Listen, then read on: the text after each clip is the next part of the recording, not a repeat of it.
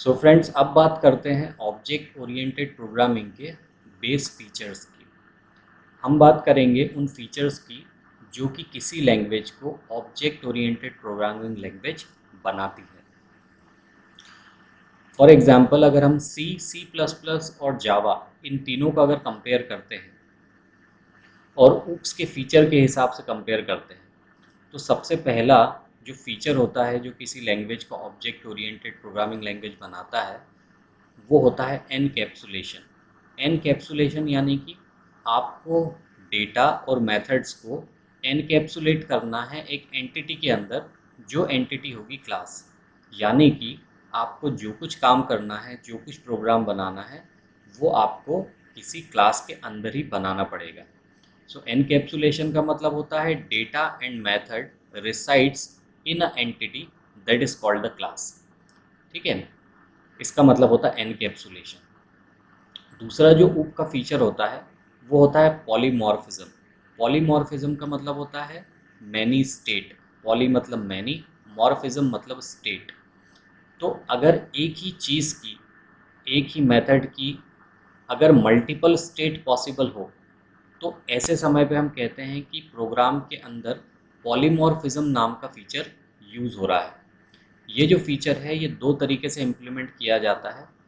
एक तरीका होता है जिसे कहा जाता है मेथड ओवरलोडिंग, और दूसरा तरीका होता है जिसे कहा जाता है मेथड ओवरराइडिंग।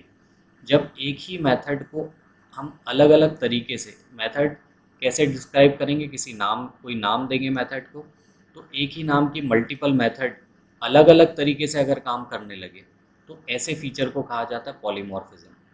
और तीसरा फीचर होता है इनहेरिटेंस। इनहेरिटेंस में क्या होता है कि जैसे ही हम किसी क्लास को इनहेरिट करते हैं किसी दूसरी क्लास से, तो ऑटोमेटिकली जो जिस क्लास को इनहेरिट किया गया है उस क्लास के सारे फीचर्स जो क्लास इनहेरिटेड है उस क्लास के अंदर ऑटोमेटिकली आ जाते हैं। इसको कहते हैं इनहेरिटेंस। इनहेरिटेंस क्या है ये हम आगे के पार्ट में आराम से समझेंगे। पॉलीमॉर्फिज्म भी हम एग्जाम्पल के साथ समझेंगे, एनकैप्सुलेशन भी समझेंगे। अभी हम ये डिस्कस करते हैं कि कौन कौन सी लैंग्वेज इन तीनों में से किन किन फीचर्स को सपोर्ट करती है। तो सबसे पहली बात करते हैं हम सी की, जिसे कि ऑब्जेक्ट ओरिएंटेड प्रोग्रामिंग लैंग्वेज नहीं माना जाता है। क्यों नहीं माना जाता है? क्योंकि ये एनकैप्सुलेशन तो सपोर्ट करती है, यानी कि सी के अंदर आप क्लास, क्लास के अंदर डेटा और मेथड्स को डिफाइन कर सकते हैं, तो एनकैप्सुलेशन पॉसिबल है। इसके अलावा पॉलीमॉर्फिज्म सी के अंदर पॉसिबल है। लेकिन अगर आप इनहेरिटेंस की बात करते हैं तो इनहेरिटेंस का जो फीचर है वो सी के अंदर पॉसिबल नहीं है। इसलिए सी लैंग्वेज को ऑब्जेक्ट ओरिएंटेड प्रोग्रामिंग लैंग्वेज नहीं माना जाता है। अगर हम सी प्लस प्लस और जावा की बात करते हैं तो एनकैप्सुलेशन, पॉलीमॉर्फिज्म और इनहेरिटेंस, ये तीनों फीचर सी प्लस प्लस और जावा दोनों सपोर्ट करती हैं। और यही रीज़न है कि इन दोनों लैंग्वेज को ऑब्जेक्ट ओरिएंटेड प्रोग्रामिंग लैंग्वेज माना जाता है। तो चलिए अब देखते हैं एक एक करके ऑब्जेक्ट ओरिएंटेड प्रोग्रामिंग लैंग्वेज के फीचर की किस तरीके से प्रोग्राम में एनकैप्सुलेशन किया जाता है और एनकैप्सुलेशन के क्या फ़ायदे होते हैं, कैसे बेसिकली इम्प्लीमेंट करना है, पॉलीमॉर्फिज्म कैसे इम्प्लीमेंट करना है, इनहेरिटेंस कैसे इम्प्लीमेंट करना है। एनकैप्सुलेशन की जब हम बात करते हैं तो एनकैप्सुलेशन के साथ में हम एक फीचर और डिस्कस करने वाले हैं जिसे कहा जाता है डेटा एक्सेस रेस्ट्रिक्शन। यानी कि इन लैंग्वेज के साथ में हम डेटा की प्राइवेसी भी डिसाइड कर सकते हैं प्रोग्राम के अंदर कि कोई डेटा या कोई मेथड किस लेवल तक एक्सेस की जा सकती है या किन किन क्लास के अंदर एक्सेस की जा सकती है। क्या ऐसा पॉसिबल है कि आप किसी रेस्ट्रिक्शन को रोक दें या फिर कंडीशंस के हिसाब से बाउंड कर दें, या आप उन डेटा की एक्सेस तब लें जबकि आपके डेटा का वैलिडेशन सक्सेसफुली कंप्लीट हो जाए। तो इसके लिए कुछ डेटा एक्सेस रेस्ट्रिक्शन की पॉलिसीज़ होती हैं प्रोग्राम के अंदर जिन्हें कि हम इम्प्लीमेंट कर सकते हैं। बेसिकली इनको कहा जाता है डेटा एक्सेस मॉडिफायर्स। तो आपने देखा होगा अभी तक प्रोग्राम के अंदर की जब हम मेथड डिफाइन करते हैं तो हम लिखते हैं public static void, okay, public void फिर मेथड का नाम, ओके। इंटीजर है तो उसके सामने भी आप लिख सकते हैं पब्लिक इनिट। कुछ भी नहीं लिखा है यानी कि वो डिफ़ॉल्ट है। तो यहाँ पर अगर हम एक्सेस मॉडिफायर्स की बात करते हैं तो ये एक्सेस मॉडिफायर्स दोनों पे काम करते हैं। सबसे पहली चीज़ डेटा पे और दूसरी चीज़ मेथड्स पे।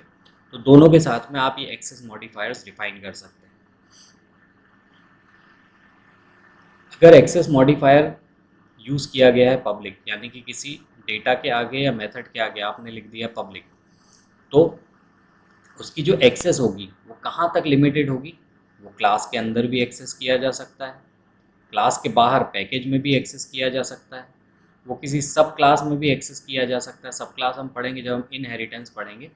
ये क्लास इनहेरिट की गई है तो पेरेंट क्लास एक क्लास बनती है और दूसरी क्लास चाइल्ड क्लास या सब क्लास बनती है। तो अगर एक्सेस मॉडिफायर पब्लिक है यानी कि सब क्लास में भी उसको एक्सेस किया जा सकता है और विद इन अ प्रोजेक्ट भी उसको कहीं भी एक्सेस किया जा सकता है। अगर प्रोटेक्टेड आपने लिख दिया उसके आगे एक्सेस मॉडिफायर, बेसिकली क्या है ये सब keywords, public, restricted, public, protected, default and private. तो अगर आप ये कीवर्ड लिख देते हैं किसी डेटा या मेथड के आगे तो हम उसकी एक्सेस को रेस्ट्रिक्ट कर देते हैं या फिर उसकी एक्सेस को किसी लिमिट तक अलाउ करवाते हैं। ये मतलब होता है एक्सेस मॉडिफायर का। तो अगर आपने एक्सेस मॉडिफायर लिखा है प्रोटेक्टेड यानी कि उसको क्लास के अंदर एक्सेस किया जा सकता है, क्लास के बाहर पैकेज में एक्सेस किया जा सकता है, सब क्लास में एक्सेस किया जा सकता है, लेकिन out of the project access नहीं किया जा सकता। डिफ़ॉल्ट की अगर बात करते हैं तो क्लास के अंदर एक्सेस अलाउड है, पैकेज के अंदर अलाउड है, लेकिन वो किसी सब क्लास के अंदर अलाउड नहीं होगा। यानी कि मान लीजिए मैंने डिफ़ॉल्ट कीवर्ड लिखा है और कोई डेटा टाइप डिक्लेयर कर दिया है, तो अगर मैं इनहेरिटेंस यूज़ करूँगा तो मैं सब क्लास के अंदर उसे एक्सेस, उस पर्टिकुलर डेटा को एक्सेस नहीं कर पाऊँगा। ओके, जैसे फॉर एग्जांपल हमने देखा था कि हम लिखते हैं ऑब्जेक्ट का नाम फिर डॉट लगाते हैं तो ऑटोमेटिकली आपने देखा होगा कि सिस्टम आपको डेटा और मेथड दोनों शो करता है जो कि उस दूसरी क्लास को बिलोंग करती है, उस ऑब्जेक्ट क्लास को बिलोंग करती है। तो ऐसे समय पे अगर मान लीजिए कि आपने किसी डेटा के आगे लिख दिया प्राइवेट इनिट एक्स, ये आपने एक एक्स नाम का वेरिएबल डिफाइन कर दिया, तो जब आप उसको एक्सेस करने की कोशिश करेंगे तो सिस्टम आपको एरर देने लगेगा। क्यों? क्योंकि उसकी एक्सेस आपने रेस्ट्रिक्ट कर दी है। तो अगर आप ये एक्सेस मॉडिफायर लगाते हैं किसी डेटा या मेथड के आगे तो बेसिकली आप उसकी एक्सेस को लिमिट कर रहे होते हैं। तो अगर आपने लिख दिया प्राइवेट तो प्राइवेट का मतलब होगा कि वो वेरिएबल केवल क्लास के अंदर ही एक्सेस किया जा सकता है, उसके बाहर ना तो पैकेज में, ना तो सब क्लास में, ना तो प्रोजेक्ट में कहीं भी एक्सेस उसको नहीं किया जा सकता। केवल और केवल क्लास के अंदर ही एक्सेस किया जा सकता है। तो ये जो एक्सेस मॉडिफायर्स होते हैं बहुत इंपॉर्टेंट रोल प्ले करते हैं जब हम प्रोफेशनल प्रोग्रामिंग कर रहे होते हैं। चलिए प्रैक्टिकली इनका क्या यूज़ है ये देखते हैं। तो यहाँ पर हमने दो क्लास बनाई है, एक डेमो एक्सेस मॉडिफायर टेस्ट और एक मेन नाम से। यहाँ पर हमने दो वेरिएबल्स डिक्लेयर कर लिए हैं, हिंदी एंड इंग्लिश मार्क्स के लिए, और एक मेथड डिक्लेयर करिए जिसमें कि हम मार्क्स का टोटल करने वाले हैं। तो यहाँ पर मैं एक वेरिएबल डिक्लेयर कर लेता हूँ इनिट देन टोटल और दोनों मार्क्स का सम कर लेता हूँ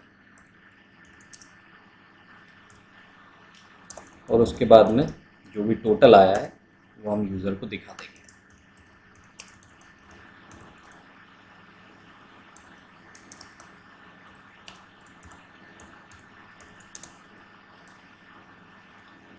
मेन क्लास पे आते हैं और यहाँ पर उस क्लास का ऑब्जेक्ट डिक्लेयर कर देते हैं।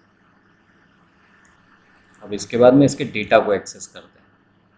obj dot suppose Hindi equal to 85, then obj dot English equal to 90, then obj dot calculate total. अब प्रोग्राम को रन करते हैं, सारी चीज़ें एकदम फाइन कैलकुलेटेड होंगी। आंसर आपको मिल जाएगा 175। ओके, अब मान लीजिए कि मैं 85 की जगह मार्क्स डाल देता हूँ 205, प्रोग्राम रन करने की कोशिश करता हूँ। तो यहाँ देखिए अभी भी मुझे आंसर आ रहा है, हिंदी के जो मार्क्स हैं और इंग्लिश के जो मार्क्स हैं उनका टोटल है 295। लेकिन क्या ऐसा पॉसिबल है? क्योंकि मैक्सिमम टेस्ट पेपर के मार्क्स ही 100 होते हैं, तो आप 205 किसी को नंबर किस तरीके से दे सकते हैं? It is not possible. तो इस तरीके की अगर मिस्टेक्स रोकनी है तो हमारे पास में एक सॉल्यूशन होता है कि हम इस डेटा की डायरेक्ट एक्सेस को रोक दें। अब डायरेक्ट एक्सेस को रोकने के लिए हम क्या करेंगे, इसके आगे एक कीवर्ड लगा देंगे प्राइवेट, और जैसे ही कीवर्ड यहाँ प्राइवेट लगेगा यहाँ पे आपको एरर आनी शुरू हो जाएगी कि Hindi has a private access, English has a private access. अब अगर आप यहाँ पर लिखते हैं OBJ डॉट, ओके, तो यहाँ देखिए हिंदी और इंग्लिश आना ऑटोमेटिकली बंद हो जाएगा, यानी कि आप डायरेक्टली उसको एक्सेस नहीं कर सकते हैं। अब यहाँ से आप डायरेक्टली एक्सेस नहीं कर सकते हैं तो आपको क्या करना पड़ेगा, उनको एज अ पैरामीटर पास करवाना पड़ेगा जब आप मेथड को कॉल करेंगे। तो यहाँ पे हम पास कर देते हैं as a parameter Hindi and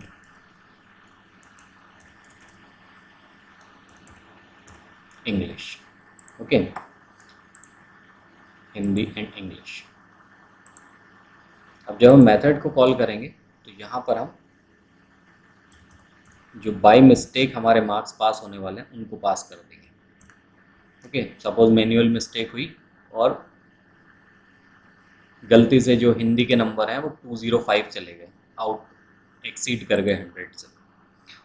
तो यहाँ पर अब हम क्या करेंगे, सबसे पहले तो डेटा वैलिडेशन लगाएंगे। If Hindi is less than equal to 100 and English is less than equal to 100, okay,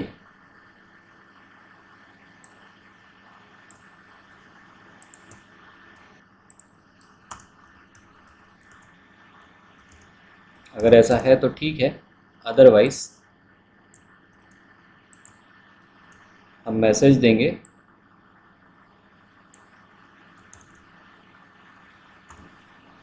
wrong data supply, otherwise total करके दे देंगे।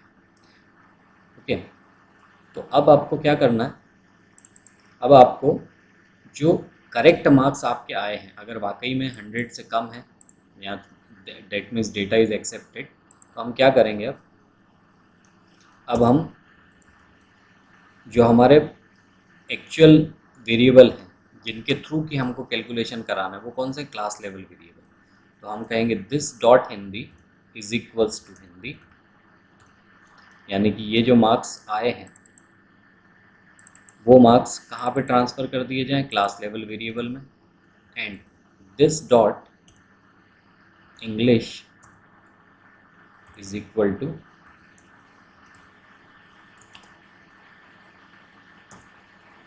English, okay. और अब हम जब टोटल करेंगे तो किस बेस पे करेंगे, क्लास लेवल वेरिएबल जो ऊपर हमने डिक्लेयर करे हैं हिंदी एंड इंग्लिश, अब हम यहाँ पर लिखेंगे this dot Hindi and this dot English. तो सबसे पहले क्या करा हमने, डेटा वैलिडेशन किया, वैलिडेटेड करेक्ट डेटा को हमने ट्रांसफ़र कर दिया क्लास लेवल वेरिएबल में, और उसके बाद हमने क्या कर दिया, हमारे कैलकुलेशन कर लिए। अब जो कैलकुलेशन होंगे वो करेक्ट डेटा के हिसाब से होंगे। अब यहाँ पर आते हैं, फाइल को रन करते हैं, तो यहाँ पर आपको देखिए कैलकुलेशन का आंसर नहीं मिलेगा, क्यों, क्योंकि आपने मिस्टेक करी है डेटा में।